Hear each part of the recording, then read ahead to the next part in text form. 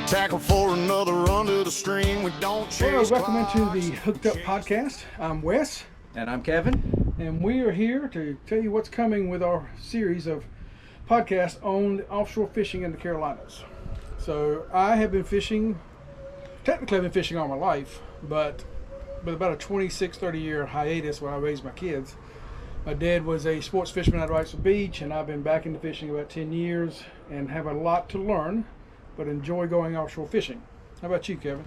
I've been offshore one time. That's just that one time? With me? Yeah, one time. Yeah. Okay, all right. So I grew up in central Pennsylvania, nowhere near the ocean. I didn't even see the ocean until I was, I think, 12. My parents took us on a vacation to New Jersey.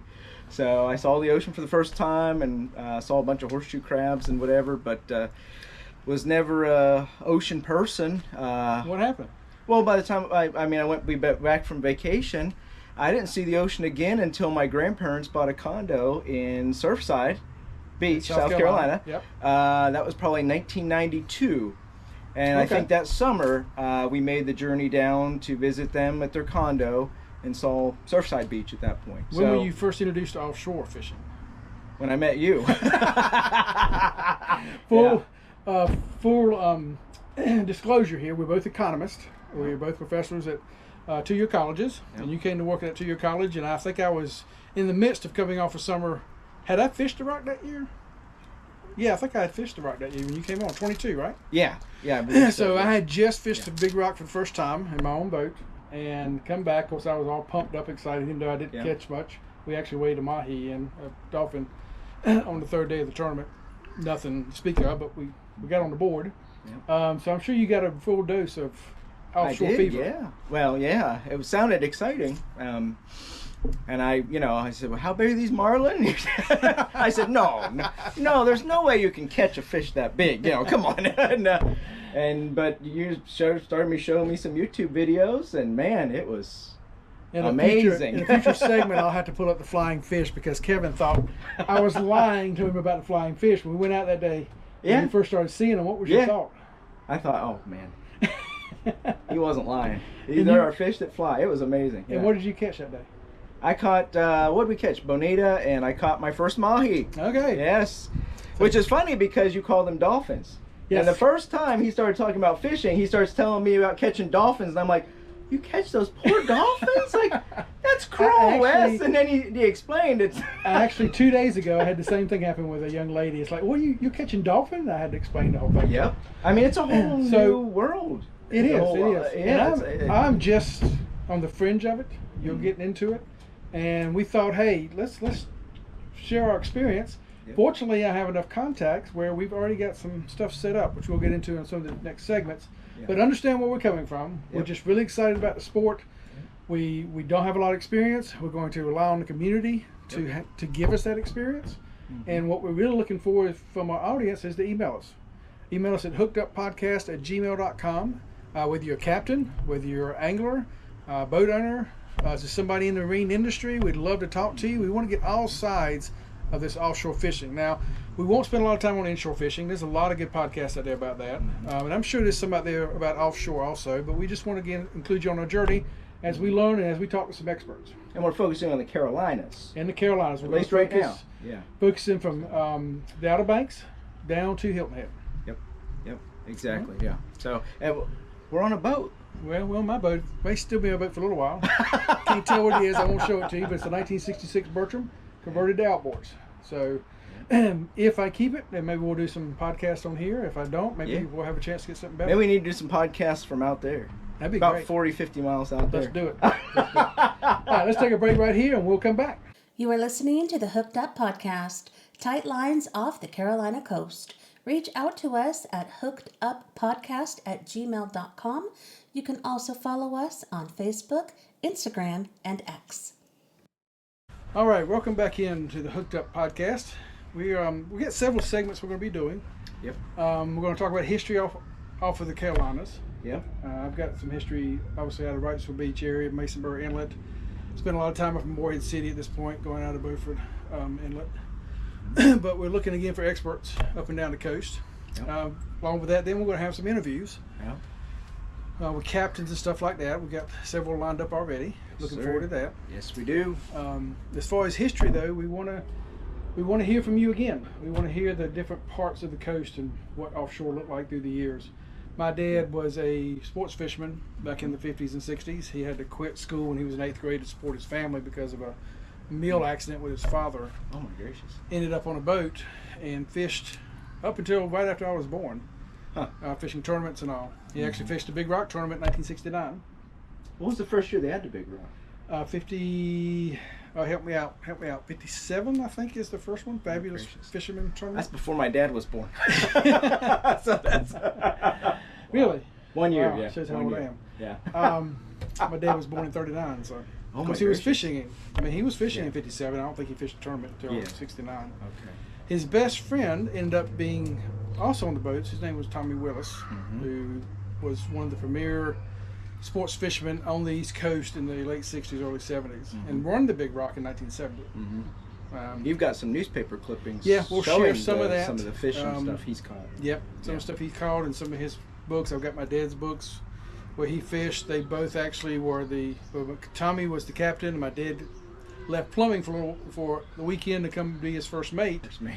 1972 was the first Cape Fear Marlin tournament. We'll make sure we get these dates Okay. right when we're talking specifically about the tournaments. But they won that tournament that year. Wow. I don't know the angler's name. It wasn't in the records, but the Tommy was the winning the captain captain. that year. Now was he the So- boat owner too? Was No, it his boat? It was not his Okay. boat. I think that was a Salty Fair. I'm not sure who owned it. Okay. The only time I remember Tommy's name boat, and it's because we had shirts in our closet from it, was the Real King. And you know I use Real King Oh for a lot of yeah, my yeah. stuff. Okay. It was a boat. Yep. I think it was at Egg Harbor. I'm not sure. Okay. But it was a actual reel by a guy out of the upstate of South Carolina that developed a reel Yeah. called the Real King.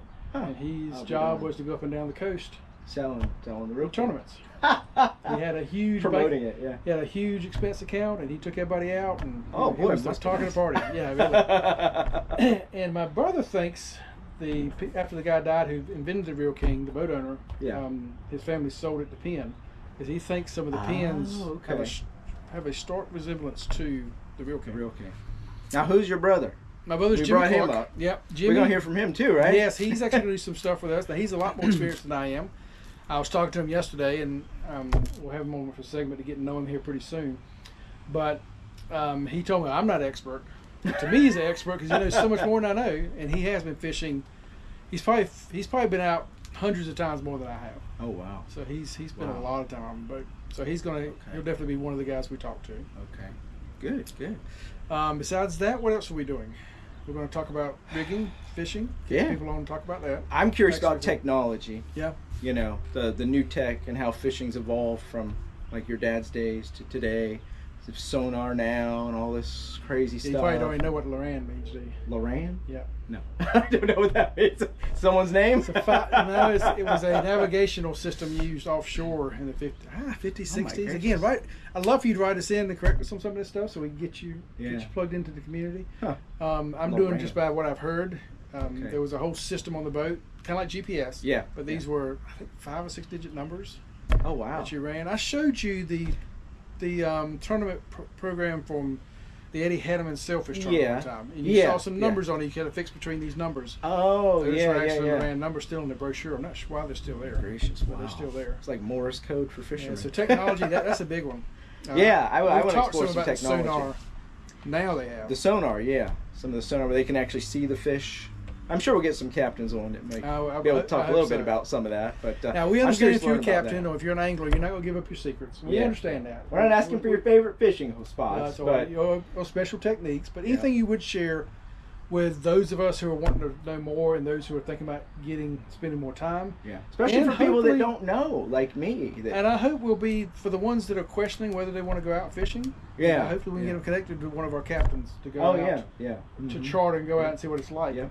'Cause But when first you- time he started talking to me about weed lines, I'm like, we gotta look for the weed lines. I'm like, the weed lines? What are you talking about? It's like the flying fish, man. I mean, this like stuff sounds like it's from another planet. But then he showed me some videos. You see the weed lines. Oh my gracious. Okay. So there's so much there's so much to learn. to learn, yeah, and I want to learn more about it. I think we'll have a good time. I think so too. Hopefully you guys will too, or they will. That's why we're doing it. Yeah. All right, let's take a break here and we'll come back. Yep, sounds good. You're listening to the Hooked Up Podcast. We'd love to hear from you. Send us a message at hookeduppodcast@gmail.com. All right, we're back here at the Hooked Up Podcast, tight lines off the Carolina coast, and we've talked a little bit about one section we're going to have, one segment we'll have during the month, which is history, but we've got some other ones too. One of them being Captain's Corner. We've already got a couple of captains lined up to come talk to us. We're excited about. I think one is out of Hatteras and one is based out of Nags Head. In Nags Head, is that the one you spoke with? I think that was Oregon Inlet, but I'm not sure. Yeah, they go out of Oregon's Inlet. Okay. Yeah, probably. Yeah. And then we got an owner of a boat out of Morehead City, and we're working on a gentleman from Georgetown, South Carolina. And again, if you're listening to this and you're a captain or you know a captain might like to be interviewed, just send us an email at hookeduppodcast@gmail.com. And then we're also going to have a locals lounge. We want to hear from just anybody. I mean, just anybody who's into fishing offshore and anywhere along the coast. I know I can learn some stuff from that. How about you, Kevin? Oh, I think we can all learn from everybody. That fishing, like we talked about, it's complicated. There's so much to know and to learn, and yeah. So and we like fish stories. So if you got a good story about, it's like you and I look at economics, and it's like, this makes sense. We can do this, and we can do our graphs and our models and all that. It's the same thing with fishing. I mean, these guys have been doing this all their life, and it's just natural, natural habit at this point. Yeah. But you're right. Locals have a lot. Yeah, exactly. Yep. Big fish tail. Like so we'll have the other day I saw I saw on Facebook somebody, I think it was out of North Carolina. They found a whale shark offshore, swam up to their boat, and that's very unusual to see a whale shark up in these parts. So, just interesting things like that. If you've had interesting experiences offshore that, you want to, that's one thing. Email us your craziest sighting offshore. And for some people, that's giant just a big octopus, who knows? I mean, I've seen huge turtles, which I'm sure for most captains that's not a big deal, but that was a pretty big deal when I first saw it about 10 years ago. Huge sea turtle swimming at the top. It's really neat. Wow. So yeah, email us some of those sightings. We read some of those on the air. So we'll be doing that hopefully 1 or 2 times a month. We'll have a captain and a local on, maybe even more than that, depending on how much feedback we get. And then we're going to follow the tournaments, obviously, during the summer. And we're getting started in midsummer, so we missed some of the big ones, obviously the biggest one being the Big Rock. But we got some more coming up. In fact, we have one coming up again at the Big Rock Landing, the Big Rock Kids Tournament. We'll carry some coverage from that, let you know what's going there when we post our podcast. Then going on for North Carolina, we have Ducks Unlimited Billfish Tournament, which we're actually going to contact them to see if we can come up and record some footage at the tournament itself. And then on up into the Outer Banks, the Pirates Cove Billfish Tournament is August 8th through 14th. And then down in South Carolina, they just had the last one, next to the last one this past weekend that we're recording. Actually, yesterday we're recording on the 20th. Actually, the ending today. Or is it tomorrow? When is the 20th? 20th was yesterday. Yesterday, 20th was yesterday. So It ended yesterday. In fact, I was going to look those findings up before we got on the air, and we got talking about all of other stuff, and I forgot to. And they've got one more down at Edisto, July 15th through 18th, also same time that the one in North Carolina is going on. Wow! So definitely something to look at. Let me see if I can call up it's the Edisto. Now, is that the South Carolina Governor's Cup? Is that the last? Yes, one in South Carolina Governor's Cup. Yeah. Okay. I was trying to get up some information on it, but we won't waste time here looking for it. Maybe by the end I can call it up. But what else would you like to talk about? I mean, as a person just getting into it, what else do you want to know about? Well, like I mentioned on the boat, the technology, how we use modern technology to make fishing easier offshore, both the navigation part, but also the actual catching a fish part. Yeah. You told me your stories about I guess your dad, could go out in the ocean and nothing but a compass and the moon and the sun and navigate. I'm like, look, I've been out there with you. There ain't no way. Once land got out of my sight, I'm like, I wouldn't know which direction is up, down. I don't know how people did it, back then. But it's different, I guess, if you just grow up doing it. But it's amazing, So thank goodness we had the GPS, and you should just follow that red line, and But yeah. So just that aspect of it for me, and then more of the nuances, about, well, what kind of lures do you use? Does the lure matter on the day? Do you use a different lure depending on the weather? A cloudy day, do you use this color, squid? Or if it's sunny, do you use this color? Like, just what do people generally do out there to help get the big one on, right? I mean, that's the name of the game. That's why everybody's out there. You want to catch the big guy, right? And so, what are your tricks and tips to do that? That you can share with other people. Yeah, we understand. I know you fishermen are so secretive, Yeah. Well, I mean, you have to be, especially a charter boat captain. I mean, they got to make sure they give their clients the best experience while they're out there. Yeah, that's right. Yeah. It looks like to me that the Carolina Billfish Classic is still going on. Let me share this right quick. I was looking for an update. I don't know if they had a rough weather day. Maybe they're making it up today. But it's showing you like some of these pictures. This is the 10 a.m. summary that was just put out. How many's already been caught? Looks like caught released today. Big Rock needs to take this approach. They're actually showing the boat that's got the release as they release it. Oh my goodness. But that's pretty cool. I was scrolling down, and all this was in the last hour. Oh my gosh. But they do a real good time at but you come on down here.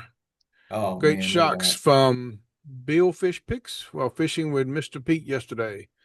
So this was from yesterday. Wow. That's what we're talking about. Yep. So it's still going on. When our next podcast, we'll have the results from that one. Obviously, all the big time sports fishermen will already know those results. Oh yeah. But you were talking about going offshore without all this technology, which I'm also curious in the technology because there's so much out there, and I hear so many stories, but I haven't seen firsthand how some of the stuff looks. I saw some of it on the Sensation when I went out a few years ago, about 4 years ago. I went out on a Sensation out of Morehead City and saw some of it, but I hear there's so much more that you can use now. So I'm very interested in that. But it reminds me when I think it was in my late 20s, early 30s. My dad didn't have a boat, but he had it's a low boat, green low boat you take in the river. It's not made for the ocean. Well, we take off offshore in this low boat, 16-foot low boat. Oh, my brother, myself, and my dad, and we're going out of Masonbury Inlet, and we get offshore.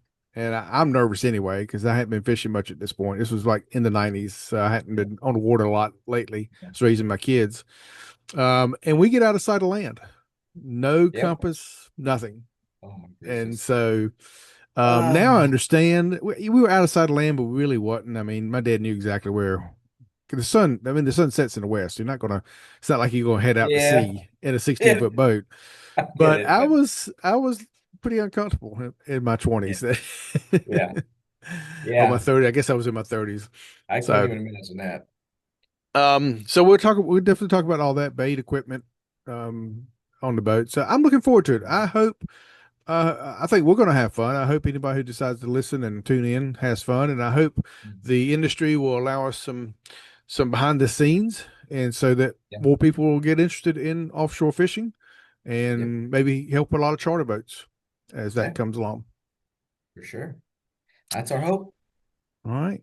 Well, we'll sign off for this initial podcast, and we'll be back weekly. with different segments, and we'll hope you'll jump in. Yep. See you around the docks. All right, sounds good. We hope you enjoyed listening to the Hooked Up podcast. You can find all of our content on YouTube or Spotify. Just look up Hooked Up Podcast, Tight Lines Off the Carolina Coast. Sun's coming up on a crystal sea, loading up the tackle for another run to the stream. We don't chase clocks, we chase the tide out past the drop off where the big ones lie. Past the seat, boy, throttles pushing wide, chasing that Gulf Stream on an early morning tide, watching for flies in a weed line break, wondering what kind of day the ocean's gonna make. Feel that pull, feel that fight, out where the ocean turns that heavenly blue. Ain't no stress, ain't no noise, just diesel dreams and grown man joys. We're hooked up off the Carolina coast, where the blue water rolls and the billfish roll from Morgan Inlet down to Charleston Blue. Every sunrise brings a chance at something new. We're hooked up, hear those screaming drag songs, spring flying from the outriggers and flags, living that dream where the blue water runs, tight lines off the Carolina coast. Boys, we're getting it done.